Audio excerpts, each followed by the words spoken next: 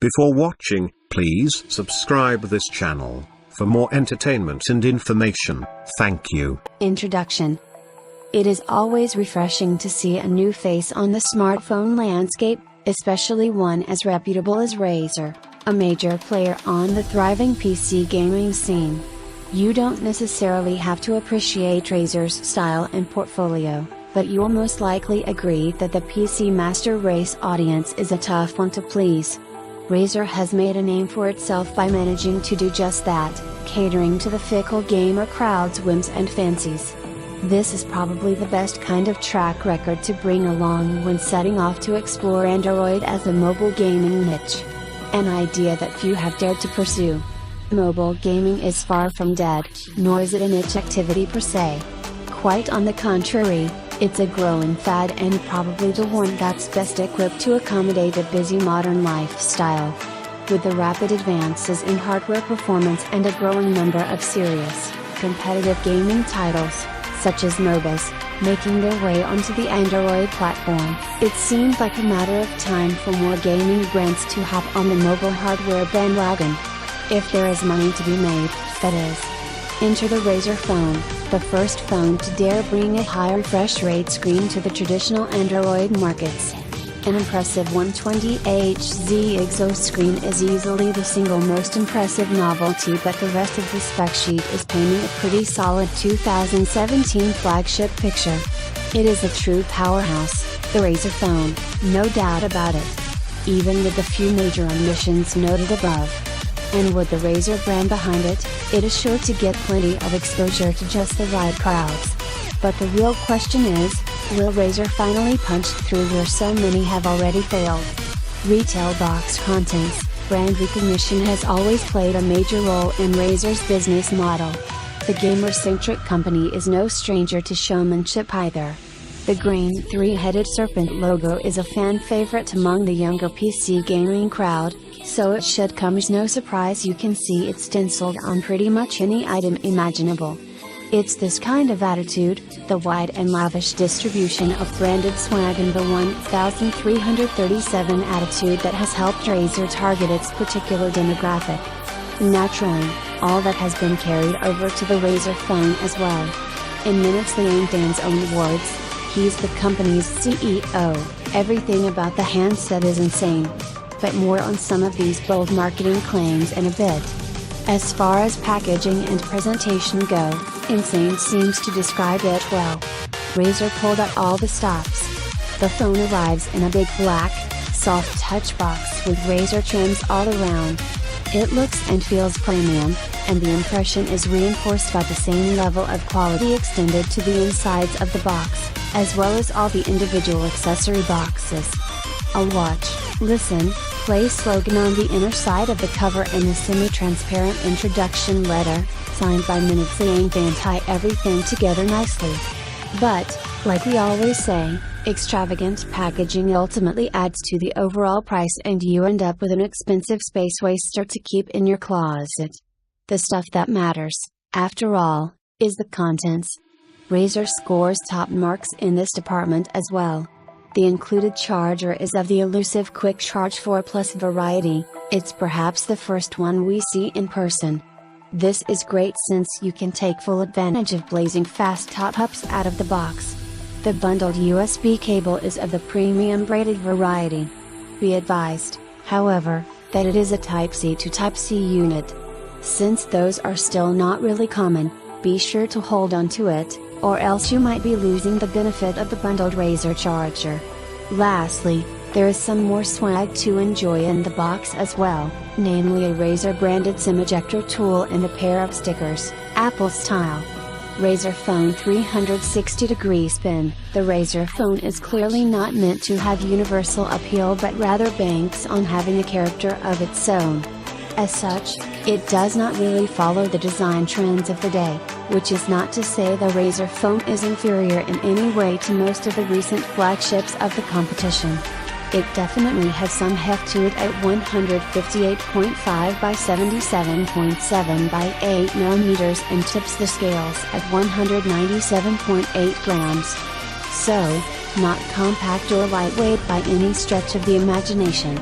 It definitely doesn't follow the modern design trends. There is no bezel-less screen, nothing curvy, no creative use of space, and nothing put in places you wouldn't expect.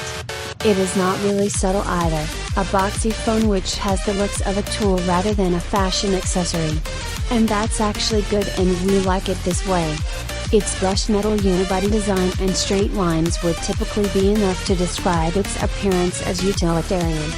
However, with a conspicuous pair of speakers mesh at the front and an etched logo on the back, Razer has clearly wanted to avoid creating a plain phone either. Being distinct is never a bad thing, especially in today's arguably stagnant era of dull slab phone design. Instead of resorting to bezel shaving, curved screens and funky controls, Razer seems to have taken a step back. But, is that even correct to say for a first-generation product? And where do we draw the line between visually outdated and purposefully designed to cater to a specific target group? Hardware overview. Starting at the front, 5.7 inches is big enough for it to step into phallic territory. Make no mistake, this is a rather large phone. It's also flat on all sides. The traditional 16:9 aspect ratio works great in terms compatibility and performance reasons. The front has Gorilla Glass 3. This might sound outdated, but our past experience shows that it is still one of the better choices out there as far as scratch protection goes. As for the top and bottom bezels, speaker grills, we have mixed feelings. On the one hand, having some extra space for a firm grip is a definite plus for a gaming device. On the other, however, we do feel Razer could have opted for something other than a fine great pattern. Again, we are sure it's great for acoustics on a pair of fat front-firing speakers, but the fine holes collect dirt and dust all the time. That makes for a really unpleasant, worn-in appearance in a pretty short time, without any real way of cleaning the dust or pocket gunk out. Okay, that might be a bit of nitpicking, but the inner bezels surrounding the panel are less debatably an eyesore. You get around 2 mm of solid black bars top and bottom of the screen. The side ones are arguably not that hard to swallow, but already big enough forehead and chin could have simply been extended by a couple of millimeters each. Also, the proximity and light sensors get their own window the exact same size as the 8MP selfie camera. There is also an notification LED. Onto the sides of the Razer phone and another set of dubious choices, mixed with an appealing overall look and feel. Brushed black metal all around, the Razer phone almost seems like a natural extension to one of the company's stylish laptops. The metal unibody just looks and feels amazing, no question about it. The right-hand side only houses a pair of controls. On top is a tray that can take a microSD card and a nano SIM. No dual SIM variants have been announced as of yet. It manages to sit perfectly flat with the rest of the side, without disturbing its smooth surface. Then again, so does the power button, fingerprint reader combo. Well, mostly, that is. Since it only has a slight recess and a perfectly smooth finish, it is really hard to find by feel. Muscle memory or a case can definitely remedy that, so we won't complain too much. To accommodate the fingerprint sensor, the button has a glass finish. It is slightly glossier than its surroundings, which we actually think works really well as a subtle accent. We found the reader itself to be very reliable, but not particularly fast. It is not always on, but rather triggered by pressing the button itself. A few milliseconds of a delay here and there, and the end result is often an unlock that occurs a whole second or so after the button is pressed. There is plenty of room for improvement. The left side of the Razer phone is just as empty as the right one, perhaps even more. It only houses a pair of volume buttons. These are very small, round, and have barely any travel, making them quite uncomfortable to press. Finding them is also a challenge since they are positioned near the center of the frame. This seems really odd until you think back to all the times you accidentally pressed a button while gaming and disrupted your experience. Razer wants none of that and clearly shows where its priorities stand. There is little to speak of at the top and bottom of the Razer phone. One has a solitary microphone, while the other has a microphone and a USB Type-C port. One interesting thing to note, though, has to do with the antenna lines. On the sides of the phone, you get a total of 4 symmetrical plastic inlays. It appears Razer wanted to place some along the vertical axis as well, but oddly decided that a total of 2 is enough. So, what we ended up with is a glaring asymmetry with a pair of bends in the right half of the top and bottom bezels. From the front, these inlays almost look like you have chipped the bezels. But it's not such a big deal. Finally, we come to the back of the Razer phone, a truly stylish matte black metal surface. Razer did a great job shaping, painting and blending the antenna lines along the top and bottom near seamlessly with the overall design. It looks so good that we are a bit hesitant to point out the lack of a glowing RGB logo, a logical step, given all the chroma hype. We thought the special limited edition of the phone would feature integration with Razer's own RGB platform, but that is not the case either. What that model offers is a green finish for the logo and nothing else. No RAM, storage upgrade or special offers. Frankly, we think silver suits it better anyway.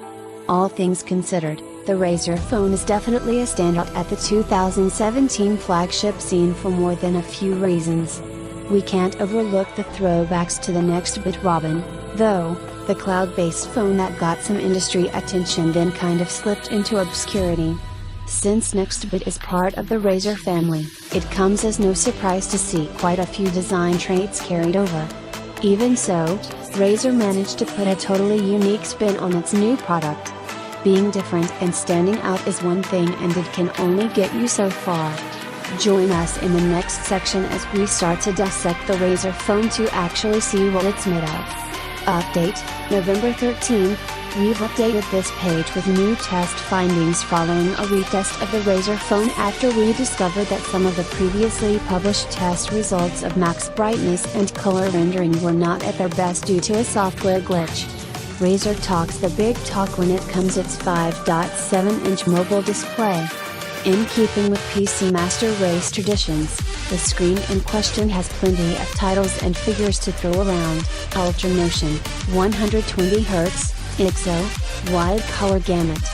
Also in keeping with some less than admirable PC marketing habits, Razer also made a few bold claims regarding the panel on stage, the ultimate in mobile entertainment, the world's first 120Hz Ultra Motion display. While the latter could technically be considered true, solely on the grounds of the new Ultramotion branding, it's done quite a bit, since Sharp has been manufacturing higher refresh rate mobile screens for some time now and even shipping them to suppliers of lesser known devices that never made it to our part of the world. But, technicalities aside, it is a fact that the Android realm has been stuck with 60Hz panels for quite some time now, and it was only recently that the glorious smoothness of high refresh rate reached parts of Apple's lineup as well. This is probably the most revolutionary aspect of the Razer phone, and almost definitely the first one users are going to notice once they pick up the phone for the first time. Within the main phone UI, Razer managed to achieve fluent frame rates all the way up to 120, just enough to saturate the maximum 120Hz refresh rate of the panel. In reality, the Snapdragon 835 powering the Razer phone is just as powerful as that on other flagships. But once you experience the smoothness of the high refresh rate operation, you would wish you would never have to look back to conventional displays. Notice that we are not talking about a constant increase to 120Hz, since Ultramotion technology is based on a variable refresh rate, quite similar to NVIDIA G-Sync or AMD FreeSync. At every given moment, the screen refresh rate adapts to match frame rate that the GPU outputs, resulting in an ultra-smooth motion. This is what actually makes for a smooth and fluent experience, since you essentially get to see every frame the GPU pushes out, instead of having the panel display the same frame over and over as it waits for the GPU to catch up to 60Hz or be overwhelmed by more than one frame and start tearing the image when you hit above 60 FPS. And this syncing is important since there is not much Razer can do to guarantee consistently high frame rates in all the millions of apps and games that are currently available for Android.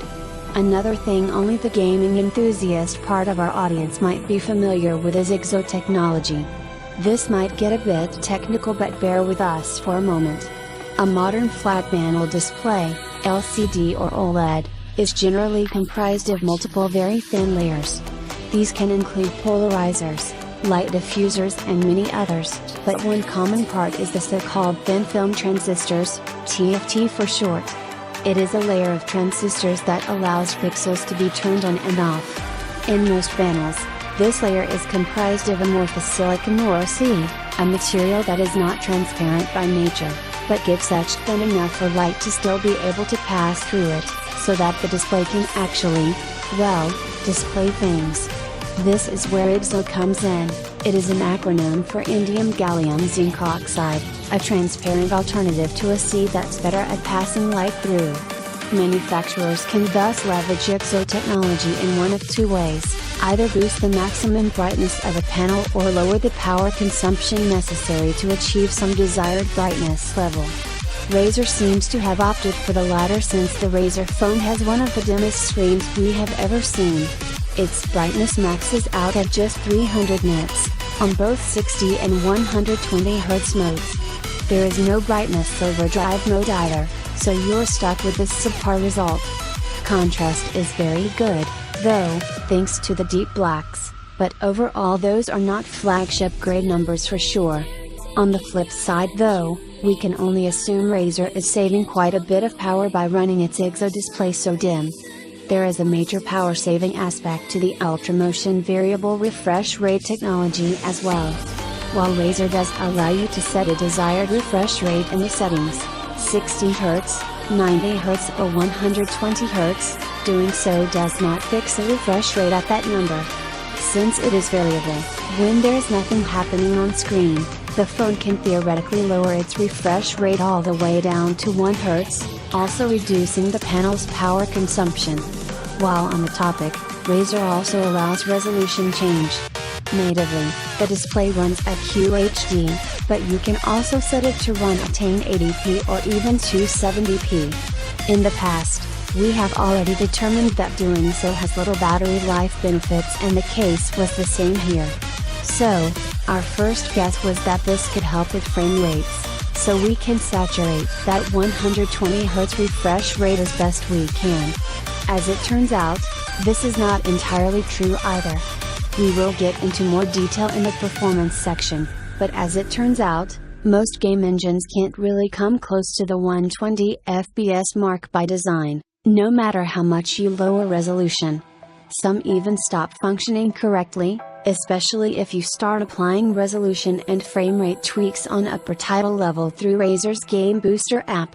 As for colors, the Razer phone is very accurate, with a maximum delta of 4.8 point white, and an average of 2 when compared to the sRGB color space. There are no color profiles or custom adjustments available, but that's okay as delta of 2 is incredibly accurate. Razer supports wide color gamut, but it's not something readily perceivable with the naked eye. Unfortunately, due to the relatively low max brightness, the 5.7-inch IGZO display, it should come as no surprise that it failed to impress in the sunlight legibility department too. You really shouldn't count on any outdoor gaming sessions. Battery life: after that pretty gloomy screen chapter, the Razer phone finds itself in desperate need of some restitution. Its massive 4,000 mAh battery shows plenty of potential on paper. Considering all the supposed energy-saving factors we discuss in the display chapter, we were really hoping for a spectacular battery endurance rating. Unfortunately, this is not quite what the numbers show. It appears that even with the lowered max brightness, the high refresh rate panel is really power hungry, to the point where it dragged both of our on-screen tests down pretty badly. 7 hours of web browsing is far from acceptable in a 2017 flagship, especially one with such a massive battery. The thing is, every time you scroll a page, The phone has to work extra hard to push 120 FPS to saturate the panel's refresh rate. However, there seems to be more to it than that, since the H.264 MP4 video we use for our playback tests is encoded at 30 frames per second. Hence, if you just let it play without constantly messing with controls, the panel maintains its variable refresh rate equally low, 30 Hz. Still, that didn't help the Razer phone surpass the 7.5-hour mark, so our only logical conclusion is that the fancy new 120 Hz IGZO panel is power hungry, no matter how hard it is pushed. So, there go our hopes of any power efficiency benefits. However, for the sake of thoroughness and after reading the multiple requests you left in our comments, we redid our test with a refresh rate setting fixed to 60 Hz. The similar numbers only solidified our conclusion. And this is not a case of bad implementation on the Snapdragon 835 chip either. Its 3G call time endurance is solid, and so is its standby time of a little over 270 hours. So, the display is definitely the culprit here. Battery life is really disappointing with screen-on tasks. Charging the Razer phone, however, is impressively fast thanks to the Quick Charge 4 Plus technology. We managed to get our review unit from 0% all the way up to 70% in just half an hour. And this is a 4,00 mAh battery we're talking about. That being said, wireless charging is a notable omission from the Razer phone high-end specs list. Connectivity. In terms of connectivity, the Razer phone is pretty much in lockstep with the rest of the 2017 flagship crowd. Well, perhaps, minus the omission of a 3.5mm audio jack. The latter is particularly annoying since the Razer phone doesn't really appear to be all that pressed for room. If it had space for 2 AMPs, it definitely should have managed a standard jack. Another omission is dual SIM support. The Razer phone can only take a single nano SIM card, although arguably, this should be less of an issue for fans than the lack of an analog audio output. Other than that, the powerful X16 LTE modem inside the Snapdragon 835 chipset supports 21 LTE bands, which should have you duly covered. If not, there are 6 ones to fall back to as well. And if all else fails, quad-band GSM support. Theoretical download speeds of CAD.16 mean up to 1 Gbps. 4x20 MHz carrier aggregation is another great bonus to enjoy, provided your carrier has the network to match this. In terms of local connectivity, the Razer phone is pretty well equipped as well. You get dual-band 802.11 acres Wi-Fi. Oddly enough, the Bluetooth radio is of the older 4.1 variety instead of 5.0. With no 3.5mm audio jack in sight, the handset is only left with a single port. So, connecting more than one thing at a time definitely means living the dongle life. On the plus side, Razer didn't skip on any trimmings for the Type-C port. Its audio output is actually analog, as opposed to Type-C digital audio. That means you don't need expensive dongles or headphones, but only a passive adapter to get the sound out of the internal DAC. Razer even provides a sturdy, high-quality branded one in the box. If the latter is not up to your personal audiophile standards, you can still get digital audio output through the same port. Vanilla Android Nougat, with Nova Launcher on top, Razer is no stranger to feature-laden and often bloated software suites powering its PCs. Frankly, we expected to see something similar with the Razer phone, but, thankfully, that's not exactly how things played out. In a pleasant turn of events, Razer actually went for a near-stock ROM on its Ambassador Android device.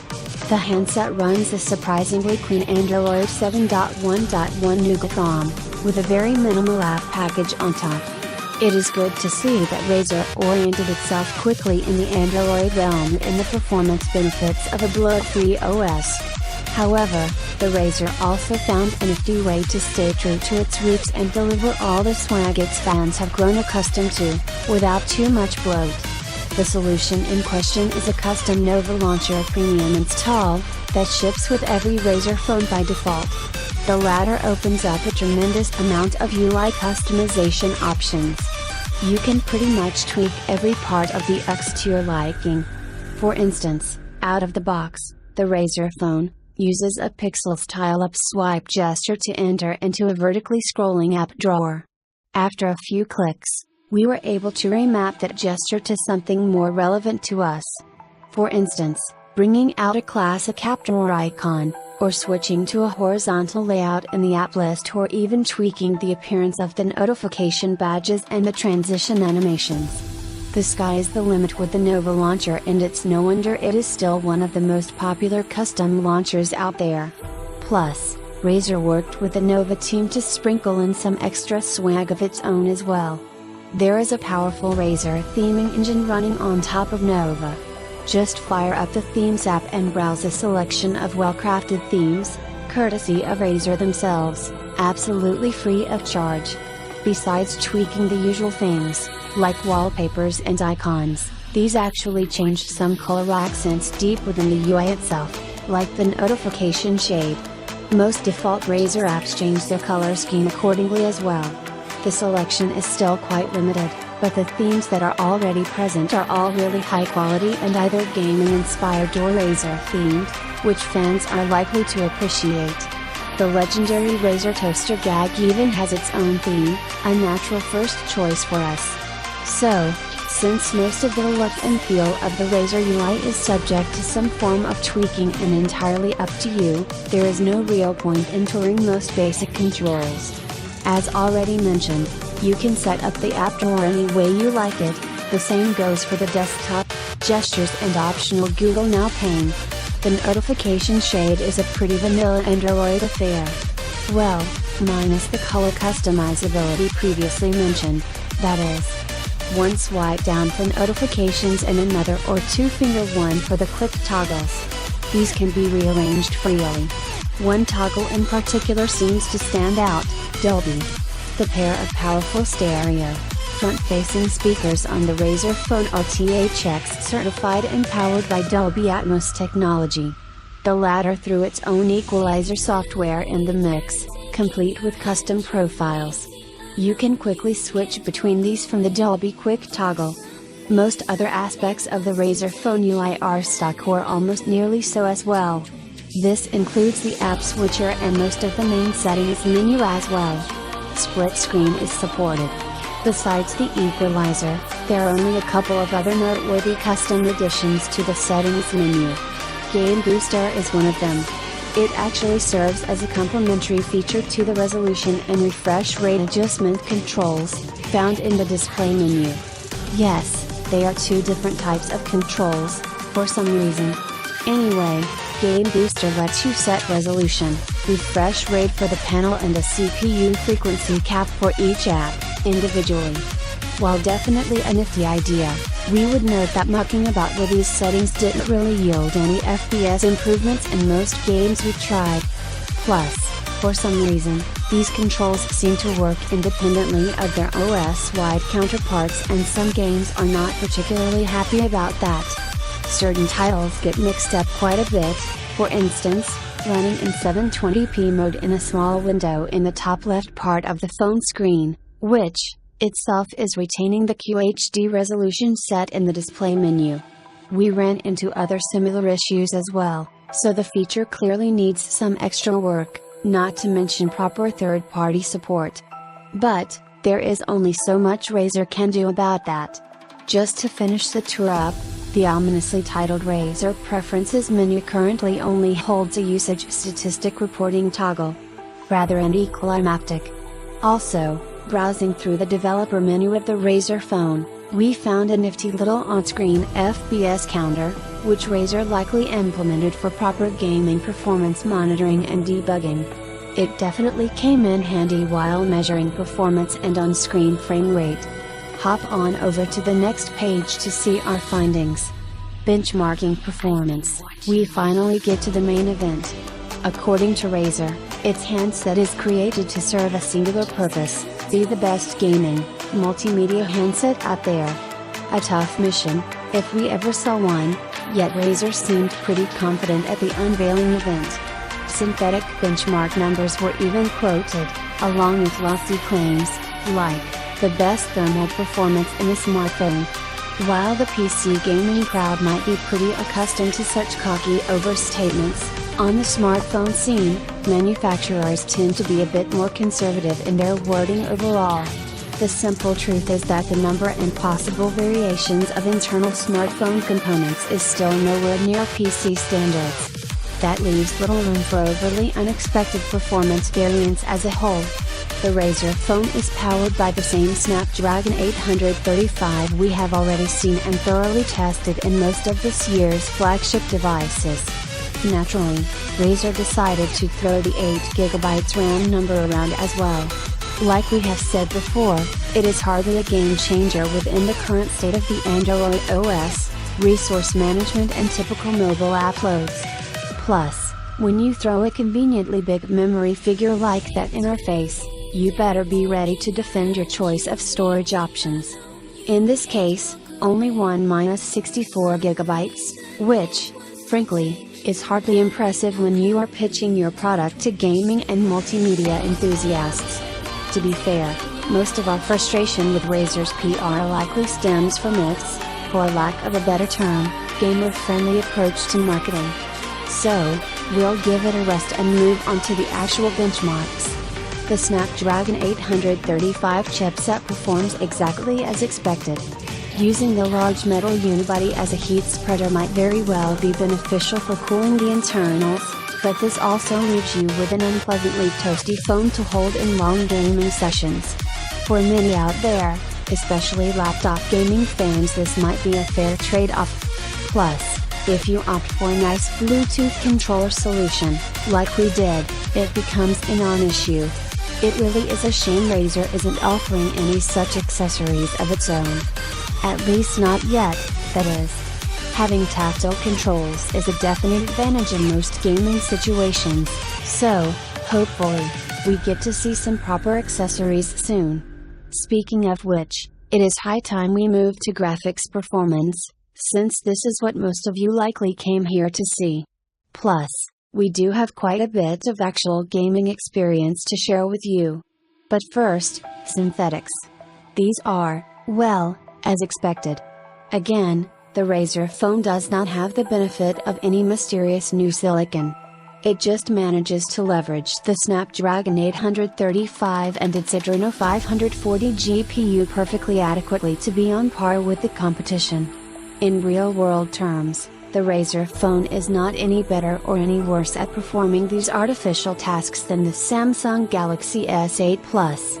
And it would probably be in Razer's best interest to ease off on the convenient numbers and lofty claims at least a bit if it plans to stick around on the mobile scene and build a respectable image. But, what happened to the promise of ultra-smooth 120Hz goodness? Valid question, and one we made sure to test thoroughly. Besides getting to play games at work, we did actually pinpoint what we think are a few interesting details about the new Ultramotion display. From the very get-go, Razer mentioned 120Hz on stage. We have been incredibly suspicious of the claim. Firstly, however, we have to give credit where credit is due. Razer definitely managed to optimize its Android UI to take full advantage of the variable, high refresh rate panel. Every motion looks buttery smooth. And it's not just system animations. Every scroll on a web page instantly results in a rendering FPS hike all the way up to 120 FPS and an incredibly sharp scroll effect. No blurring or tearing whatsoever. Browsing on the Razer phone is a great experience, even if most multimedia content online is still played back at 30 FPS. Plus, every intermittent moment before the hardware manages to react to the motion and ramp up the FPS count, everything remains perfectly smooth as well, thanks to the variable refresh rate. As for the suspicion part, it mostly stems from my fairly extensive experience with Android and the fact that it is simply not adapted to handle anything beyond 60 FPS. And it's not necessarily that the Adreno 540 is not powerful enough to push all the frames, It's just that most of the existing app ecosystem, including game engines, is not designed to work under such conditions. Perhaps a second Project Butter will happen at some point to make that a reality, but currently, Razer is stuck in a mostly unfavorable early adopter position. This is Arena of Valor, one of the games Razer showcased on stage, as a title specifically optimized to take advantage of the Razer phone's hardware. The little green frame counter is actually a built-in debug function, which was incredibly convenient and ensured our tests were as accurate as possible. At native resolution, the game only managed to get as high as 50 FPS on occasion, far from the 120 mark, required to saturate the full 120Hz refresh potential of the panel. So, our first instinct was to lower resolution. We briefly touched on this in the software section, but to reiterate, the Razer phone has two sets of resolution and frame rate, refresh rate controls. One of these is in the display settings menu and affects the resolution of the entire OS and the refresh rate cap of the panel. The other is within Game Booster and can be set on a per app level. After a lot of experimenting, we discovered these seem to be separate from one another. So, in order to avoid weird small window glitches or touch input problems, we advise you to change them in sync. To give the chipset the best possible chance, we set the CPU frequency to the max 2.36 GHz, left the 120 FPS cap and proceeded to lower resolution. All that work and literally no FPS gain. That can only mean one thing: the game engine is just not designed to push any more frames. Bummer. How about Gear.Club, another title Razer ships with its phone pre-installed? Well, with it, we did manage to get higher FPS readings in the 75 range, but again, literally no change with resolution.